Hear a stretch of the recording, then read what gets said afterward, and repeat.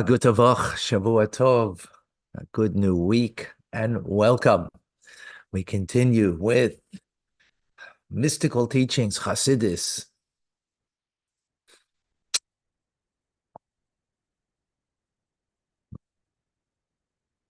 Mystical teachings, Chassidus, on the Maimer, Ki Shalcha Bincha. When your child will ask, your wise child will ask, Mocher, after time, Ma Edus Vachukim Mishpatim, what are the three different levels of mitzvahs, three different ways that we connect, as we will get into, that Hashem, our God, has commanded you. That is the phrase.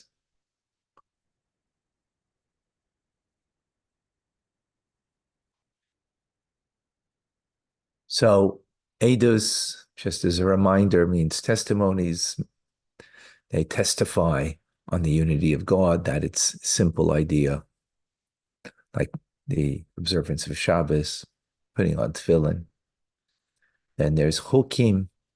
Chukim are statutory. Let's, let's see if someone will get that. Not I'll get it. Statutory laws that are beyond in understanding, beyond our intelligence, like the red heifer, laws of impurities, or what we're learning about tsaras now, skin disease. And then there is mishpatim, logical, rational, like the laws of theft, the laws of business. Excuse me one second.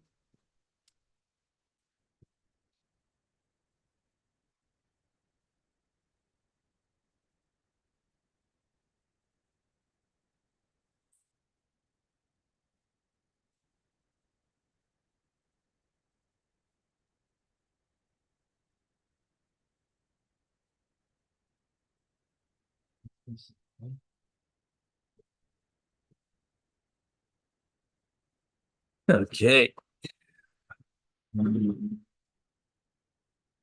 Oh, you want to get the door? Something else. Thank you. Okay.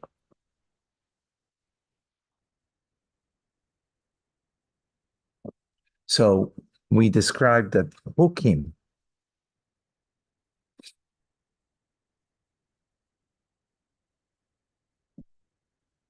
um, come from the word hakika, which means engraving. So when you engrave on a gem, the words that you engrave on a gem are one with the gem. This level of the divine is one. Take a seat, make yourself at home.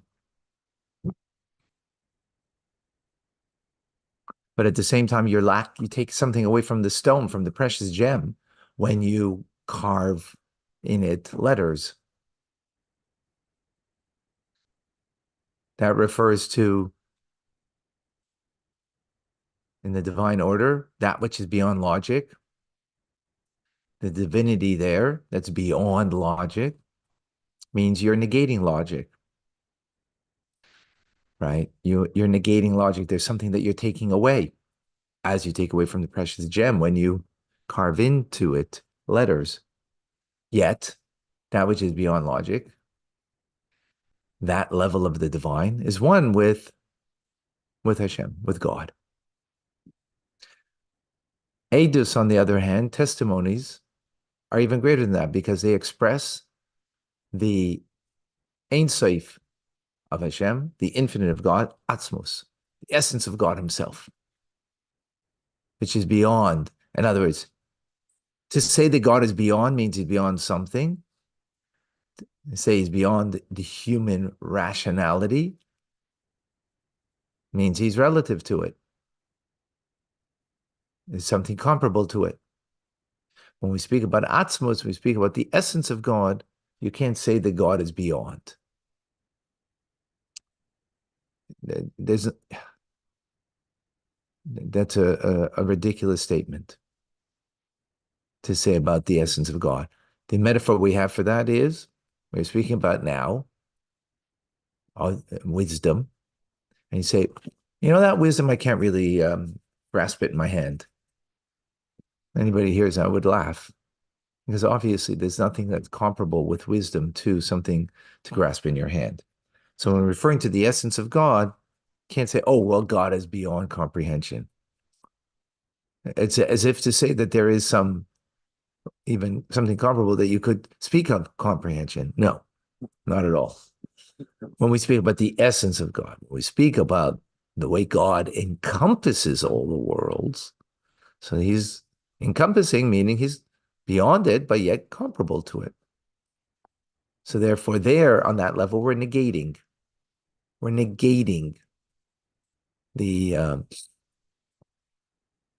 we're negating the we're negating intelligence, and God's beyond that. So when it comes to again testimonies, that is an expression or revealing testimonies, the essence of God himself. Let's go further into this.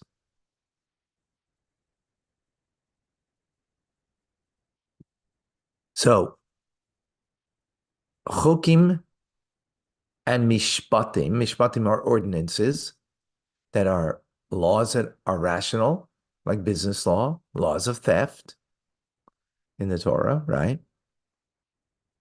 They are related to the world. Mishpatim is the light of God, as it's taught in the Torah, the laws of theft, for example, the way that the light of God fills the world. Fills the world, meaning in a manner that just like our intelligence fills us and motivates us when we understand something. We're filled with that awareness and that knowledge. So those laws are the way godliness fill the world. Then you have chokim, as we have been saying, that they are beyond filling the world. So that's the light of God that encompasses the world. That's beyond. It doesn't engage the world, that light, in a way that is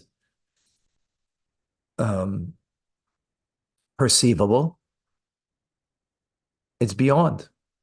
And therefore, it's beyond human intelligence. Eidus, as we said, is something that you can't even say is comparable or connected to the world at all, because it is of God himself. So just to make sure we have clarity over here, there is God himself, and then there's godliness. So the way God encompasses the world is godliness. The way he clothes himself within the world, engages within the world, his light, is godliness. Okay? Now, let's understand that. What does that mean in my divine service of God? What does that mean? So we've translated it into what it means when it means in reference to the light of God, right? There's the essence, encompassing, and a clothed light. Atmos in Hebrew is the essence. Soivev means encompassing. Memale means filling. So let's understand that in our service of God. So chokim and mishpatim, they are about the intelligence of the person. Right. They're about the intelligence of the person.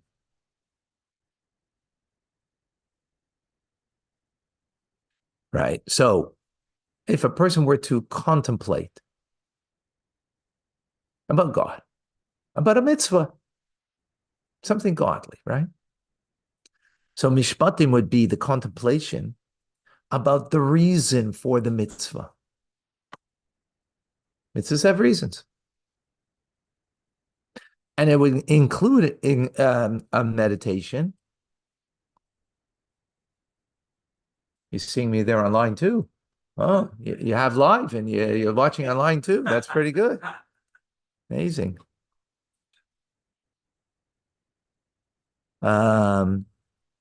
And includes a meditation, even of the laws that are beyond logic, because even the laws that are beyond logic, like the red heifer, like the laws of what we're learning in the Torah now about mitzvah, about a skin disease that doesn't exist today. It translates as leprosy, but it's not modern day leprosy, unique skin disease. Thank you. Yeah, even those laws that are primarily beyond logic also have a rationale to it. So if you were to meditate upon the rationality there, right?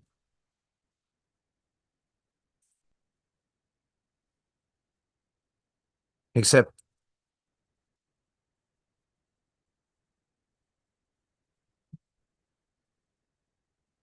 the rationality though isn't um,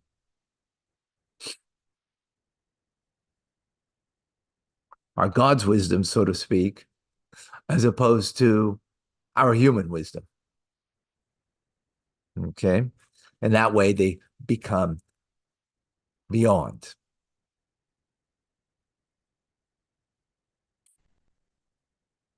Then you have, so that's when you, in our service, when we meditate upon something of a mitzvah, and in our expression of mishpatim, of that we express, it will be then a meditation of trying to understand. So some will be human reasoning, and some will be divine reasoning when it comes to serving through mishpatim. Now, when we serve through chukim, what does that mean? It's also meditation and contemplation about a mitzvah. And what is that? That it's the will of God beyond reason, right? That's what chukim is. Chukim is that which is beyond reason, even beyond divine wisdom. As wisdom, the will of God is greater than the wisdom of God. So that's what the meditation will be. In meditating on how each mitzvah or the particular mitzvah is an expression of the divine will beyond even divine wisdom. Then we have the third thing, edus. Right? Edus, as we said, translates as testimony. This is now not about the meditation of the person, that using your intelligence and using your intelligence in a way of grasping and the way of that there's something beyond your grasp, but it's through your awareness, through your understanding. Then there's the idea of edus. Edus means a testimony. This is about the person themselves, that we are a testimony. As it says in Isaiah about the Jewish people, Atem Edai, you are my witness. You are my testimony. Right. Now, on a simple level, that is, you know what that's saying? There's only one people in this world that can be a testimony and a witness of God, and that's the Jewish people. First of all, we're the only ones that God spoke to an entire nation, and every soul was there. Every Jewish soul was there in Mount Sinai. So we're a living testimony by the fact that we were God spoke to the entire Jewish people. Every single soul that would ever emerge was there too at Mount Sinai.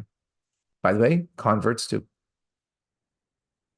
because they have a Jewish soul once they convert, according to Jewish law, halacha. They were there too.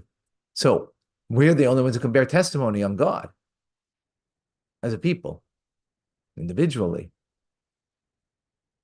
Furthermore, if you look at history, by the way, this is not in the mimer here, I'm just adding this because I think it's an important point. If you look at history, we are a living testimony of God, of what we have gone through, no other people have ever experienced. Almost 2,000 years that we were exiled from our homeland. And yet, what happened? We didn't assimilate and become part of other nations and lose our identity or our connection or our commitment to our mitzvahs are still being upheld. Jews throughout the world. That doesn't exist elsewhere. That's a testimony on every Jew of God. Every Jew that walks this earth and looks like a Jew and talks like a Jew and acts like a Jew is a testimony to God. Truth is, even those who don't do that, in the end, are also a testimony. So, and the ultimate reason is and that's why it would be on every Jew, is as the Rebbe says in the Mimer, because of the Jewish soul that every Jew has.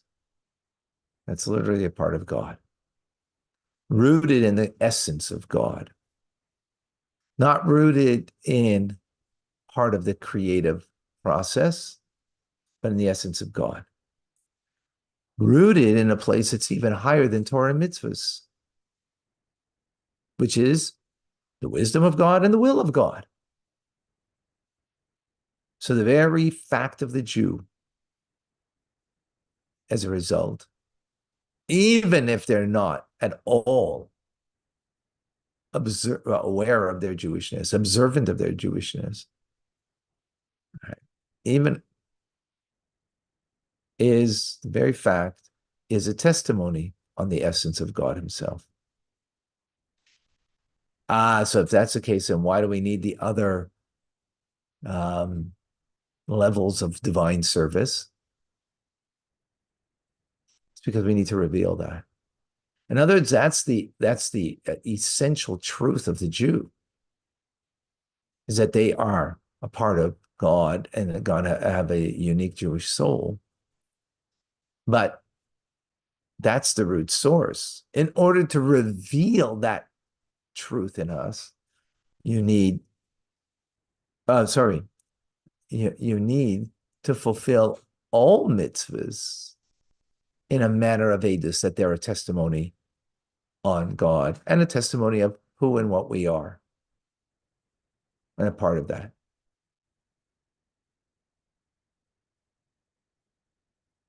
Now, in tomorrow's class, what we're going to do is going to explain then the order of what the wise son, and with this, we'll see the wisdom of the wise son.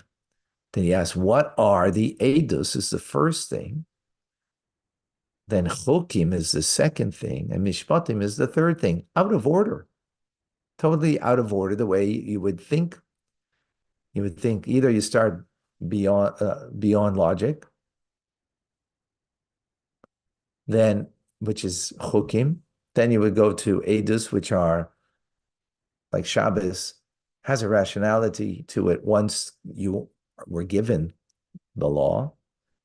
Theft, you don't need, you wouldn't need chas v'shalom for God to give you the laws of theft. We'd figure that out. We'd figure out the laws of Shabbos and the logic to it once it's given. And then, start the other way. Beyond logic, chukim, then things that have some kind of rationality to it. Chukim, and then Mishpatim, right? So up would be Chukim first, then Edus and Mishpatim. Or if you were down up, that order, then it would be Mishpatim, Edus, Chukim. But here it's completely out of order. The middle one is first. And then comes Chukim against Mishpatim. So based on everything that we've learned, you might be able to figure out some kind of idea there, what that means. But tomorrow we'll continue about the wise statement that he is, or question that he has, the wise son.